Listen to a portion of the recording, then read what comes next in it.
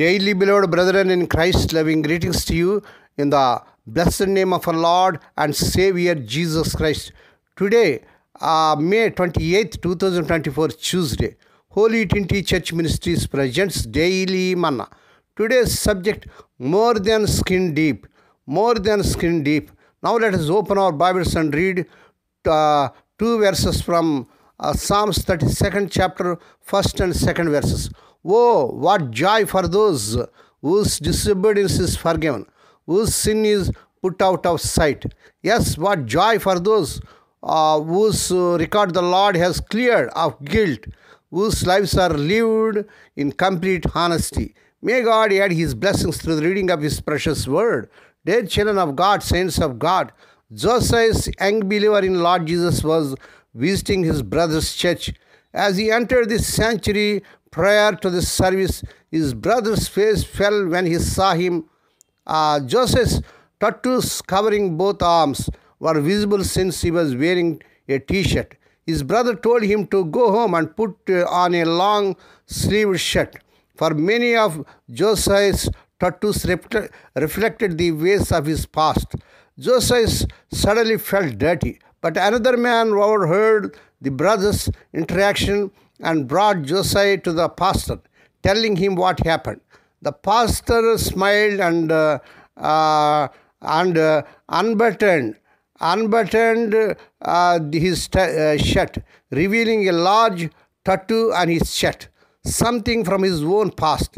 He assured Joseph that because God had made him pure from the inside out, he didn't need to cover his arms. David experienced the joy of being made pure by God. After confessing his sin to him, the king wrote, "Oh, what joy for those whose disobedience is forgiven, whose sin is put out of sight." Psalms 32nd chapter, first verse. He could now shout for joy with others whose hearts are pure. Psalms 32nd chapter, 11th verse. The Apostle Paul later quoted Psalm 32nd chapter, 1st and 2nd in Romans 4 chapter 7 to 8 verses. A passage declaring that faith in Lord Jesus leads to salvation and a pure standing before Him. See Romans 4 chapter 23rd to 25 verses. Our purity in Lord Jesus is much more than a skin deep, for He knows and purifies our hearts, according to 1 Samuel 16 chapter 7th verse and first epistle of John 1st chapter 9th verse.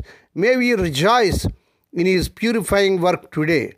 What past sins have you struggled with? What does it mean to be transformed and purified by faith in Lord Jesus, dear children of God?